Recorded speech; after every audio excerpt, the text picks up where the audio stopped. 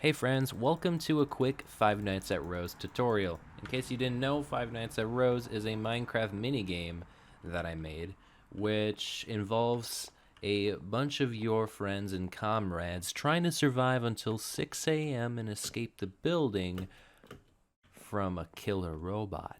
And one person starts as the killer robot, all the other people start as night guards, and when you die, you become a killer robot.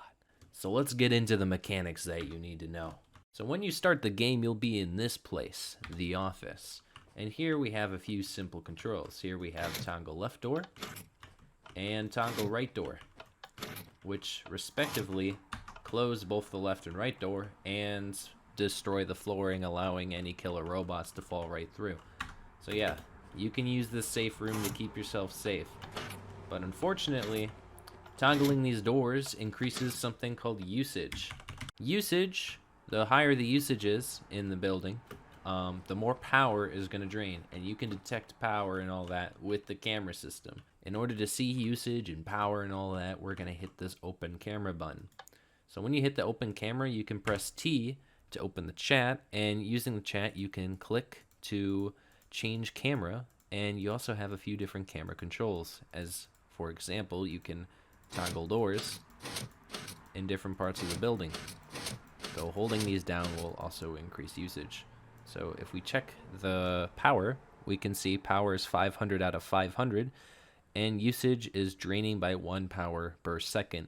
However, since the map is in debug mode, the power isn't draining. But during an actual game, toggling doors will increase the power. Activating the warp will drain power, which even in debug mode, it doesn't seem immune. As you can see, activating warps does that anyway. But yeah, here we can toggle any doors and help our friends out, because let's say someone is yelling like, help, orange hallway. They come through this door, we close the door, and they're safe, at least for a little bit, and I'll explain that in a bit. If you're brave enough to roam around the map, you'll probably start to notice these little stations here. Here you can grab items. Pretty self-explanatory, but if we give ourselves a bow real quick, you'll probably notice that there are these floors here, these purple floors, and these are warp floors. So warps are a cool little nifty thing that can be used to take you from point A to point B really fast. And the destination is whenever a target block gets shot. So boom, there we go, I just got warped. Now, sometimes these things are a little bit more hidden, so boom, you just got warped. Now, the thing about warps is that this warps every single entity that is standing on a purple block. So you might want to be careful, because a killer robot might just be standing on one of these, or maybe something even more undesirable. So yeah, use warps with caution and use them cleverly. Okay, another item that might need a little bit of explaining is the trap lure. So robots have different sorts of abilities, including this guy, which is a trap.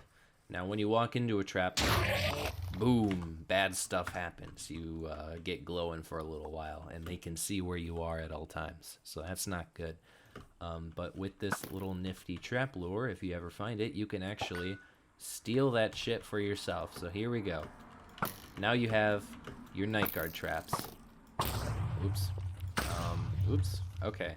So yeah, with the trap lure, you can turn the robot's traps into your own traps. And this affects both these kind of traps and other sorts of entities, which you can find out for yourself. Okay, so we're outside the building right now. Last thing I need to say as a night guard is that there is an exit, a 6 a.m. exit that opens, at 6 a.m. Now, if we do scoreboard players set game.hour to 6, boom, 6 a.m. time to go home. I just use commands to control time, and you run over here, and then as soon as you touch the amethyst, you escaped. Now there's this big obvious exit right here, but there is also an exit all the way across the building over here, right here in the lounge. If you ever find the lounge, there's also an exit right here. Okay, now on to the robot side of things. Playing as a killer robot is simple. Just kill all the other players, and you win. When you choose teams, you'll be in this room.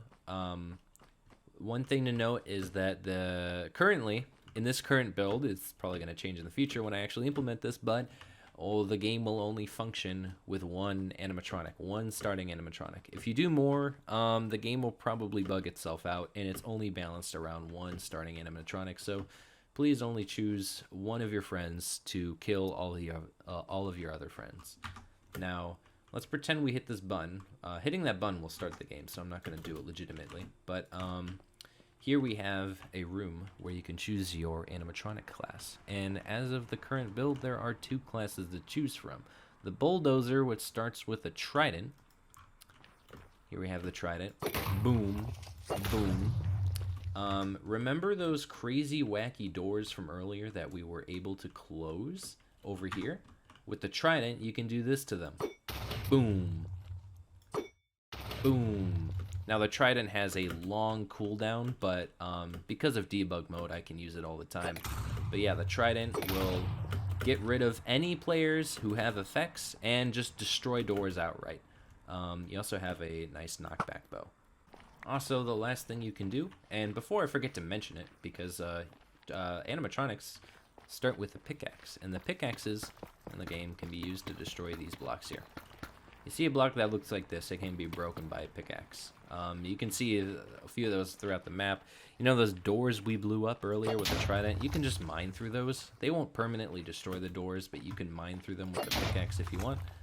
But if we go through here real quick and give ourselves the trident owner tag, because the game is rather confused that I am just teleporting all over the place. Now, last thing this class can do is summon the power drain guy, which might be completely different depending on the build, because I haven't actually play tested this part yet. Most of everything in this tutorial will be applicable, except maybe this guy, but we'll see.